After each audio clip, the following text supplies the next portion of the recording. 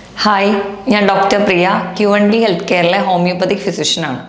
ഇന്ന് നമ്മുടെ ഇടയിൽ പലരെയും കാണുന്ന ഒരു ബുദ്ധിമുട്ടാണ് ആമാശയ സംബന്ധമായ രോഗം. അത് പല രീതിയിലാണ് നമുക്ക് കാണാറ്. ചിലർക്ക് വയറിന്റെ എരിച്ചിൽ അല്ലെങ്കിൽ അസിഡിറ്റി പോലെയുള്ള പ്രശ്നങ്ങൾ, മറ്റു ചിലർക്കാണെങ്കിൽ വയറുവേദന, അൾസറിൻ്റെതായ ബുദ്ധിമുട്ടുകൾ, ഗ്യാസ് ട്രബിൾ.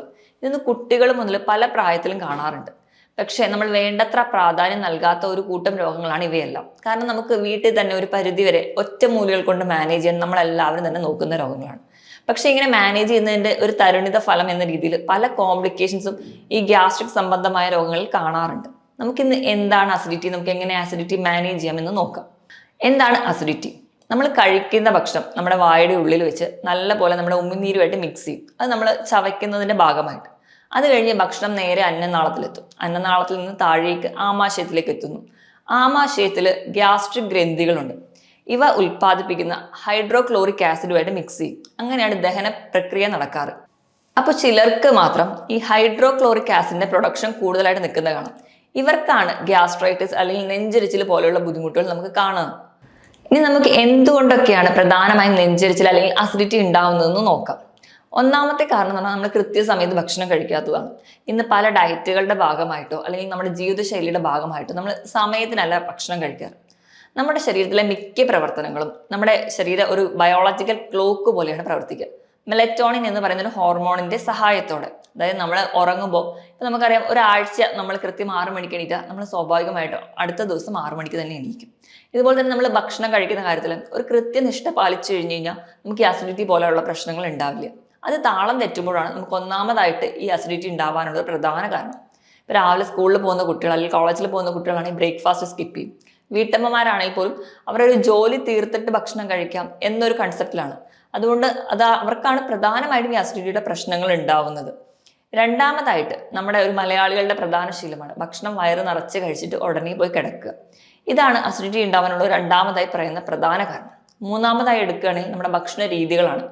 ഭക്ഷണ രീതികളിൽ നമുക്കറിയാം, മറ്റ് പല രാജ്യങ്ങളിലെയും വെച്ച് നോക്കുകയാണെങ്കിൽ നമ്മൾ ഇന്ത്യക്കാർ, പ്രത്യേകിച്ച് മലയാളികൾ, ഓവറായിട്ട് മസാല യൂസ് ചെയ്യും. അമിതമായിട്ട് എരിവുള്ള ഭക്ഷണങ്ങൾ കഴിക്കുക. ഇത് സ്ഥിരമായി കഴിക്കുന്നതും നമ്മുടെ ഈ ഗ്യാസ്ട്രിക് മ്യൂക്കോസിനെ സ്റ്റിമുലേറ്റ് ചെയ്യുകയും അതുവഴി നമുക്ക് ആസിഡ് പ്രൊഡക്ഷൻ കൂടാൻ കാരണമാണ്. അതുപോലെ പുകവലി, മദ്യപാനം പോലെയുള്ള ശീലങ്ങൾ. പിന്നെ നമുക്കാണെങ്കിൽ ഇത് മദ്യപാനം കൂടാതെ തന്നെ കോള പോലെയുള്ള ഡ്രിങ്ക്സ്, ഇതിലൊക്കെ ധാരാളം കാർബൺ ഡൈ ഓക്സൈഡ് മിക്സ്ഡ് ആണ്. അപ്പോൾ നമ്മൾ കുടിച്ചു കഴിഞ്ഞ് പെട്ടെന്ന് ഗ്യാസ് ആയിട്ട് വരികയും അത് പെട്ടെന്ന് തന്നെ നെഞ്ചരിച്ചിലിനും അല്ലെങ്കിൽ അസിഡിറ്റി പോലെയുള്ള പ്രശ്നങ്ങൾക്ക് കാണാം. ഇത് കൂടാതെ തന്നെ മാനസിക സമ്മർദ്ദം, ജോലി സംബന്ധമായിട്ടോ അല്ലെങ്കിൽ നമ്മുടെ കുടുംബ സംബന്ധമായിട്ടോ എന്തെങ്കിലും മാനസിക സമ്മർദ്ദവും ഉള്ളവർക്കും, ഈ ഒരു സ്ട്രെസ്സും ടെൻഷനും ഒക്കെ ഉള്ളവർക്കും അസിഡിറ്റി കൂടുതലായിട്ട് നിൽക്കുന്നത് നമുക്ക് കാണാം. ഇത് കൂടാതെ നമ്മൾ അമിതമായിട്ട് മധുരം കഴിക്കുക, അമിതമായിട്ട് ഉപ്പ് കഴിക്കുക, ബേക്കറി പ്രൊഡക്ട്സ് ഒക്കെ അമിതമായി കഴിക്കുക, അമിതമായി എണ്ണയിൽ വറുത്ത ഭക്ഷണങ്ങൾ കൂടുതലായിട്ട് കഴിക്കുക, ഇവയെല്ലാം കഴിക്കുന്നതും അസിഡിറ്റിക്ക് കാരണമാകും. ഇത് കൂടാതെ നമ്മൾ പ്രോസസ്ഡ് ഫുഡുകൾ, സോസേജുകൾ, കെച്ചപ്പ്, സോസ്, ഇതൊക്കെ നമുക്കറിയുന്ന കുട്ടികൾക്ക് എല്ലാവർക്കും വളരെ പ്രിയപ്പെട്ടത് ഇവയൊക്കെയാണ്. ഇത് അമിതമായി കഴിക്കുകയും അതുപോലെ തന്നെ ഒരുപാട് പ്രിസർവേറ്റീവ്സ്, പ്രധാനമായിട്ടും അജിനോമോട്ടോ അല്ലെങ്കിൽ നമ്മുടെ വീട്ടിലൊക്കെ ഉണ്ടാക്കുന്ന അച്ചാർ അല്ലാതെ പുറത്തുനിന്ന് മേടിക്കുന്ന അച്ചാറുകളിലൊക്കെ ധാരാളം അജിനോമോട്ടോയും അല്ലെങ്കിൽ മറ്റ് പ്രിസർവേറ്റീവ്സ് ഒക്കെ ഉണ്ടാവാറുണ്ട്. ഇതിന്റെ ഭാഗമായിട്ട് അസിഡിറ്റി ഉണ്ടാവും. അതുപോലെ തന്നെ നമ്മൾ കഴിക്കുന്ന ഭക്ഷണത്തിൽ നാരിന്റെ അളവ് കുറവാണെങ്കിൽ, ഇന്ന് നമ്മുടെ ഒരു ലൈഫ് സ്റ്റൈൽ വെച്ചിട്ട് നാരടങ്ങിയ ഭക്ഷണങ്ങളോ പച്ചക്കറികളോ നമ്മൾ വളരെ കുറച്ചേ കഴിക്കാറുള്ളൂ. അതിന്റെ ഭാഗമായിട്ടും ഇന്ന് അസിഡിറ്റി പോലെയുള്ള ബുദ്ധിമുട്ടുകൾ നമ്മുടെ ഇടയിൽ കോമൺ ആയി കാണുന്നുണ്ട്. ഇത് കൂടാതെ പ്രധാനമായി കാണുന്ന ഒരു കാരണം എന്ന് പറഞ്ഞിട്ടുണ്ടെങ്കിൽ നമ്മൾ പല മരുന്നുകൾ കഴിക്കുക. നമ്മുടെ ഡോക്ടറുടെ പ്രത്യേകിച്ച് കൺസൾട്ടേഷൻ ഒന്നും എടുക്കാതെ പെയിൻ കില്ലേഴ്സും അല്ലാതെ തന്നെ നമ്മൾ സ്വയം ചികിത്സിക്കുന്നതിന്റെ ഭാഗമായിട്ടും നമുക്കിന്ന് അസിഡിറ്റി പോലെയുള്ള ബുദ്ധിമുട്ടുകൾ ഉണ്ടാകുന്നുണ്ട്. ഇനി എന്തൊക്കെയാണ് ഒരു അസിഡിറ്റി അല്ലെങ്കിൽ നെഞ്ചരിച്ചിൽ കാണിക്കുന്ന ലക്ഷണങ്ങൾ എന്ന് നോക്കാം. ഏറ്റവും ആദ്യം തന്നെ നമുക്ക് പറയാം, നമ്മുടെ വയറിന്റെ മുകൾ ഭാഗത്തായിട്ട് നമുക്കൊരു എരിച്ചിൽ അല്ലെങ്കിൽ പുകച്ചിൽ, ഏമ്പക്കം ഉണ്ടാവും. ഇപ്പം രാവിലെ എണീറ്റ് നമ്മൾ പല്ല് തേക്കുമ്പോൾ തന്നെ ഒരു വായിൽ ഒരു പുളിച്ച് തികട്ടൽ പോലെ അല്ലെങ്കിൽ ഒരു പിത്തരസം വായിൽ വരുന്ന പോലെ നമുക്ക് തോന്നാറുണ്ട്.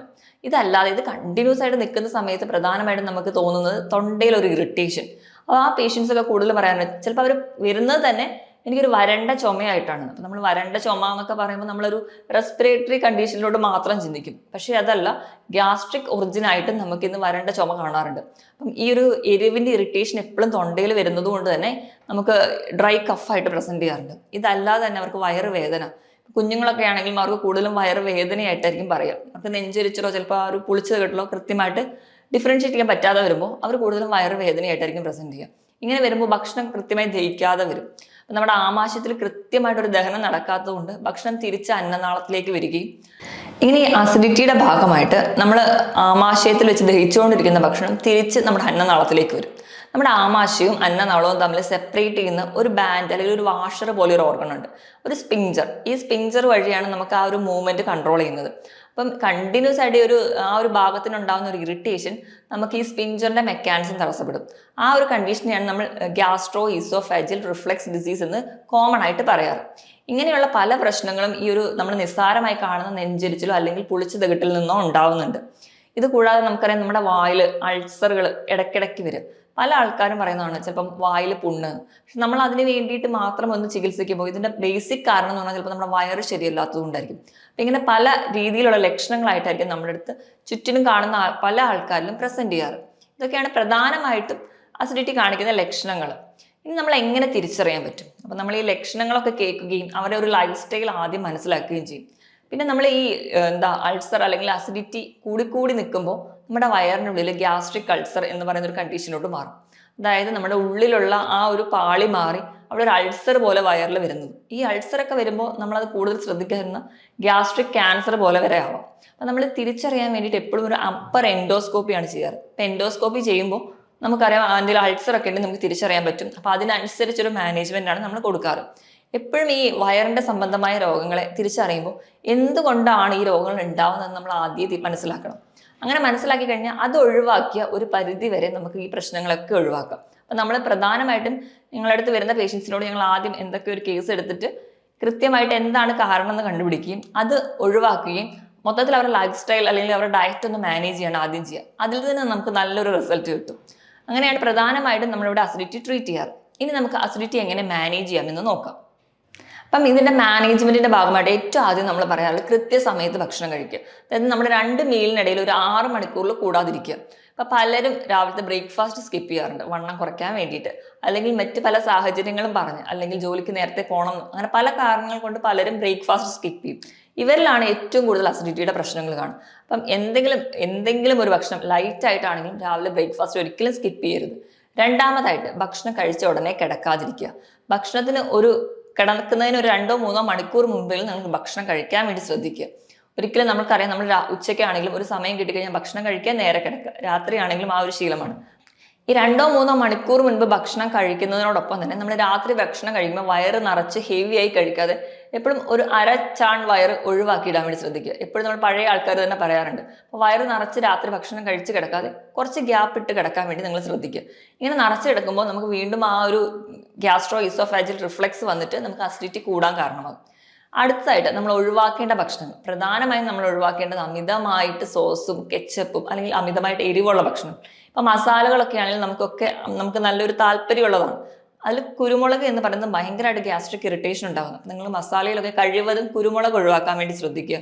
അതോടൊപ്പം തന്നെ ഇപ്പൊ റെഡ് മീറ്റിന്റെ, അതായത് നമ്മുടെ പോത്തിറച്ചി, പന്നിയിറച്ചി, ഇവയൊക്കെ റെഡ് മീറ്റ് വിഭാഗത്തിൽപ്പെടുന്നത്, ഇവയുടെ ഉപയോഗം കുറയ്ക്കുക. നിങ്ങൾ അതുപോലെ തന്നെ കാർബണേറ്റഡ് ഡ്രിങ്ക്സ്, അതുപോലെ പുകവലി, മദ്യപാനം പോലെയുള്ള ശീലങ്ങളുള്ളവരാണെങ്കിൽ മാക്സിമം അത് ആദ്യം തന്നെ ഒഴിവാക്കുക. കാരണം ഈ ഒരു ശീലം ഉണ്ടെങ്കിൽ നമുക്ക് അസിഡിറ്റി ആയിട്ടാണ് ആദ്യം പ്രസന്റ് ചെയ്യുക. പക്ഷേ ഈ ശീലം ഉണ്ടെങ്കിൽ പെട്ടെന്ന് തന്നെ അൾസർ ആവുകയും അതൊരു ഗ്യാസ്ട്രിക് ക്യാൻസറിലോട്ട് പെട്ടെന്ന് പോകാൻ നമുക്ക് കാരണമാകും. അപ്പോൾ മാക്സിമം ഇതൊക്കെ ഒഴിവാക്കുക. പിന്നെ പ്രിസർവേറ്റീവ്സ് അടങ്ങിയിട്ടുള്ള ഭക്ഷണങ്ങൾ, നമുക്കറിയാം നമ്മൾ കടയിൽ നിന്ന് വാങ്ങുന്ന ഹാഫ് കുക്ക്ഡ് ആയിട്ടുള്ള ഭക്ഷണങ്ങളിലെല്ലാം പ്രിസർവേറ്റീവ്സ് ഉണ്ട്.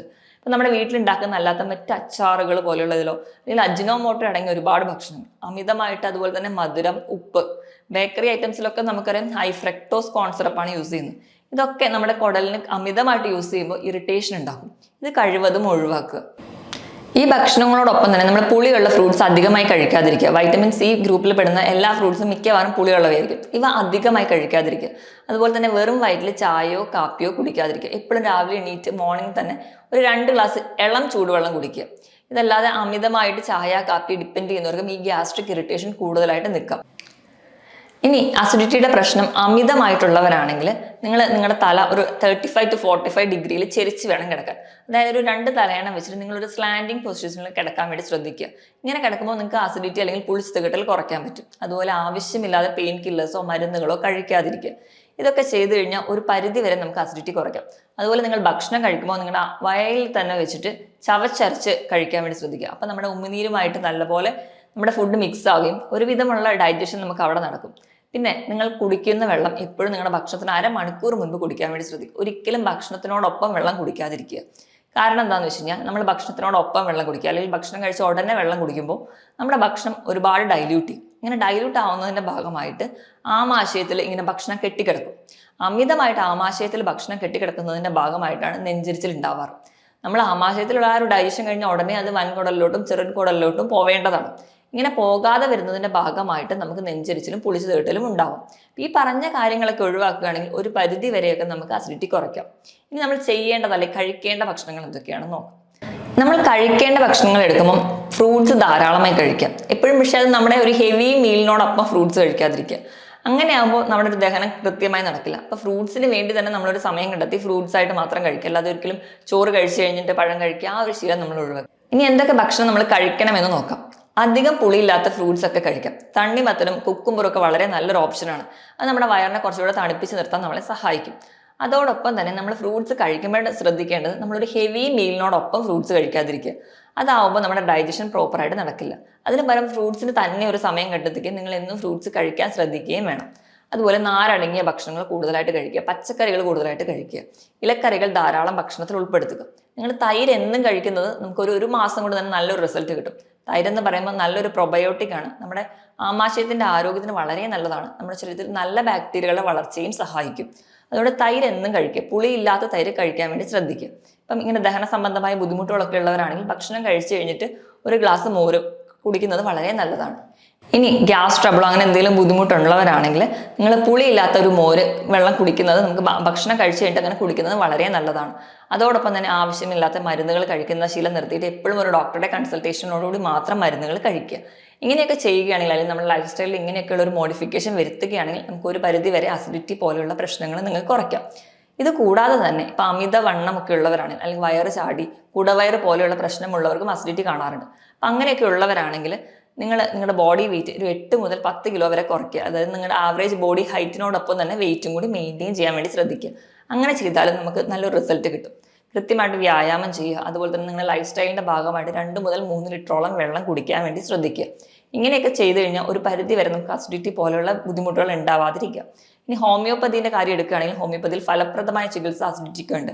നമ്മൾ തുടക്കത്തിലേ ചികിത്സിക്കുകയാണെങ്കിൽ ഈസി ആയിട്ട് കൺട്രോൾ ചെയ്യാൻ പറ്റുന്ന ഒരു കണ്ടീഷനാണ്. മറ്റൊരു ഹെൽത്ത് ടോപ്പിക്കുമായിട്ട് വീണ്ടും കാണുന്നത് വരെ നന്ദി.